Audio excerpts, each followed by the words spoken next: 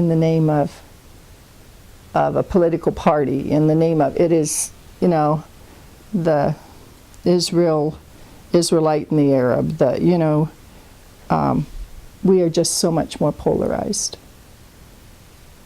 Today is November 14th, 2015, and it was the day after the attacks on Paris. And Beirut. Beirut, yeah. Notice that we talk more about Paris than Beirut, right? Mm-hmm. Yeah.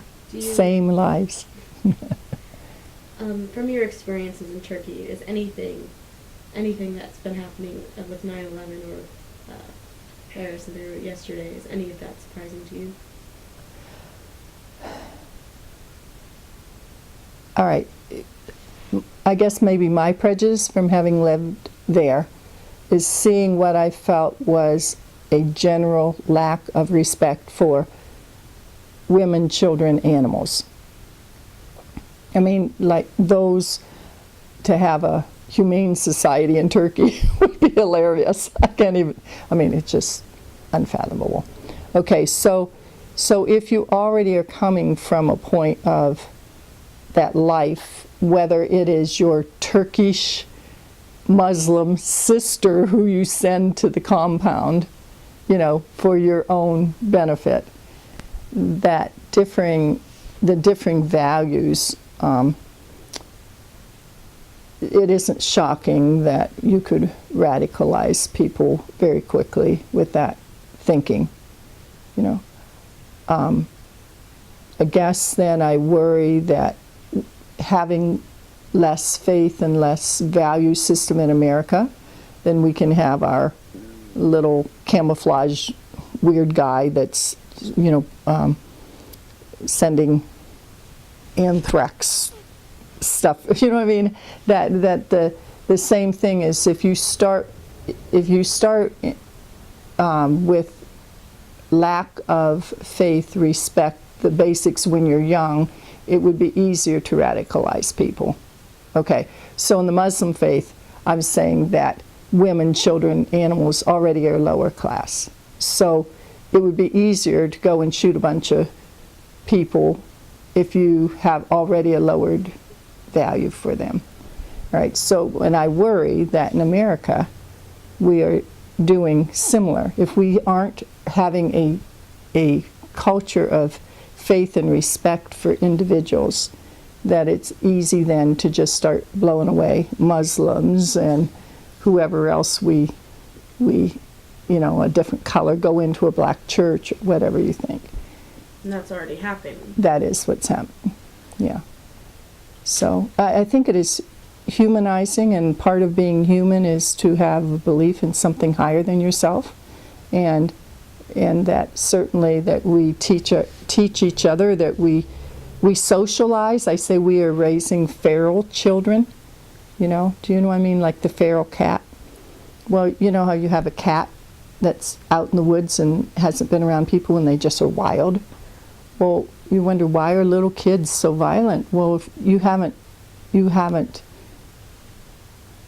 cultivated, you have to teach them, you have to tame them. Just like you tame a puppy, you have to tame a baby. And our babies, you know, we aren't even having them in with a steady adult figure who is humanizing them, you know. Let alone two parents. Mm-hmm. We aren't even talking about two parents. We're talking, you know, like we took in puppies from under a woodpile, and they were loving dogs. You know what I mean? So, anybody to take in, you know, take in children who are not, take in children and love them, and teach them basic respect. You know, you show someone love and respect, and they can learn to love and respect. But if you don't have that training, how easy it is to turn them into an attack dog, a Doberman. Rex's German Shepherd that can taste blood, and once they have blood, you can teach them to attack any time. I think we're doing that with people on both sides. I think it was easier if you start with a culture of not loving people. Just take out love and put in hate. Hmm. It's very easy. We can learn anything, right? Yeah, we can learn anything. I think we're just seeing what we're teaching. So I worry that we talk about hating all the towel heads. We're just teaching our kids. I mean, I don't have any answers, but you sure see the problem. It's just passing off the enemy. Hmm. Just put a different face on them. Yeah, it changes. But, we went from the Vietnamese, and the Reds. We had the Red Scare. We always have somebody. And the problem is it's just really escalated. You want to put me back on track? What was the last question again? Just how I saw the culture, how it affects. Yeah. If there was just one thing you could say about your time spent in Turkey and to tell people and to teach them, what would it be? Oh, not one of those one thing questions. Well, I'll tell you what, which is nothing that I've talked about.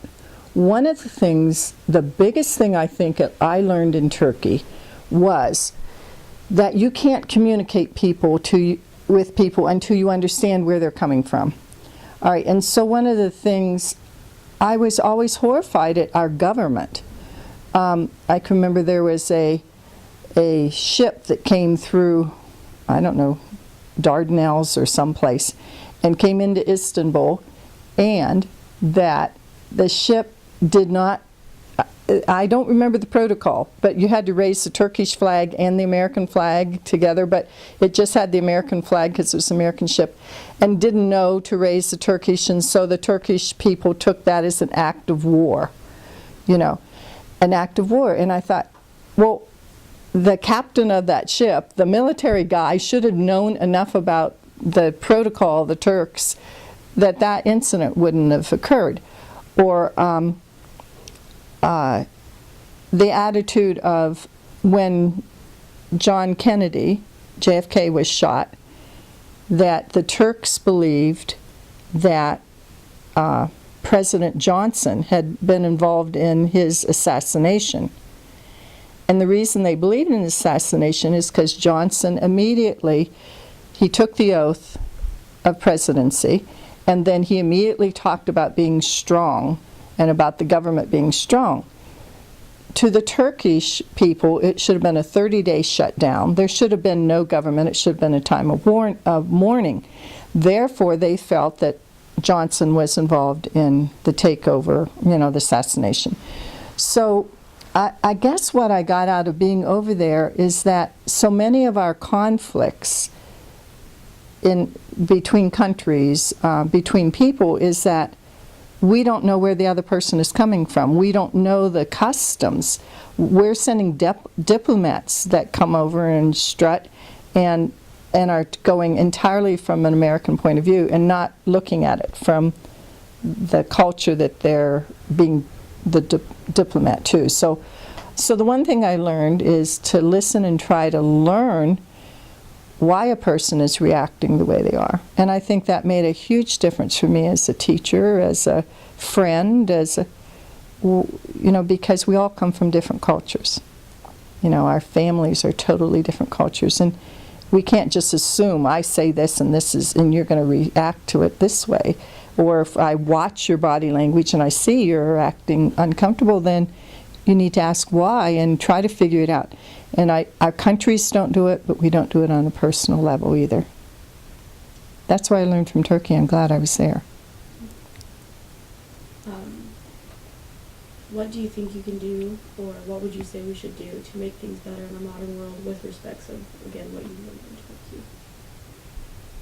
Well, maybe it comes back to respect for individuals, that every person has value, and listening, and getting involved in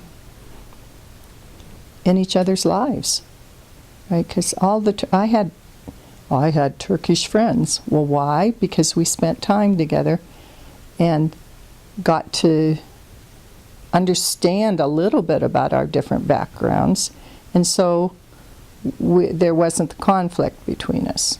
So I think we don't have enough maybe value in time with people. And, it could be technology, just having television. The Amish seem to still have a lot of time to be together, but we don't value time together. It's like wasted time. And if people just stop valuing each other and valuing life, how do you think that could affect society? I think we're already seeing that. How so? Look at our society. We're talking, spousal abuse. What is it? I used to know the statistic, how many women are killed by their partners. Is it 1 out of 4? 3 now? Okay. Then you go through, I used to know the statistics for child abuse. I used to be in a classroom and look at my class and know that 1 out of 4 girls had been molested and 1 out of 10 boys. And then, at some point, it was 1 out of 8 boys. I don't know what it is now. Is it 1 out of 3 girls now? So, I think we're already seeing this. We're talking about a culture where it's not unusual for the harming of our children.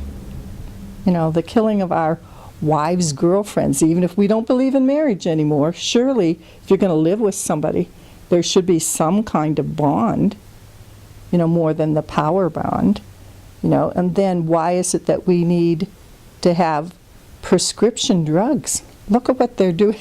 The doctors don't even get me started on the way every doctor solves every problem physically is to write out a prescription, which is mind-altering. It changes. Why? Because the doctor isn't going to take the time or have the time to sit and talk and figure out what the problem is. It is to mask the problem rather than deal with the problem. That is our culture. No one wants to talk about anything uncomfortable, whether you're a professional, whether you're in a family. Am I too cynical, or is that the way it is? Going to a doctor, going to Cleveland Clinic is hilarious. There is no human connection. And certainly doctor-patient relationship. Okay, we go mother-child. The mothers, how many... I can remember the first time I heard a teenager whose mother had chosen her boyfriend over her family. That first time. I guess I wasn't so shocked when Kimberly's father was living with some woman and leaving his 16-year-old and 10-year-old to fend for themselves because he had a new woman. I guess maybe it was easier for me to accept that a man could do that since they hadn't birthed the child, than, not the women who would just throw over their kids because there's a new love life. So we have already, our culture is showing the effects. Drugs were always there, but what's the need to have the meth in Canton? It is to get rid of the problem in a way that otherwise would require a lot of interaction, right? And support and love and friendship and all that stuff. Isn't that the way traditionally, the best way to handle problems? And so now we pay all our counselors instead of sitting with friends with good counsel. Old women, old men. That's where I go and sit with old women and old men. I've had so much counseling in my life. Sometimes you have to pay, but as a culture as a whole, aren't there people that will just sit and say, this is how I got through it, this is how, just being human, being with each other. Being human, get through it. Yeah. 1-on-1, 2-on-2, whatever. In the community. Mm-hmm. Community, love. Yeah. And that's lost. That's what we're losing in culture.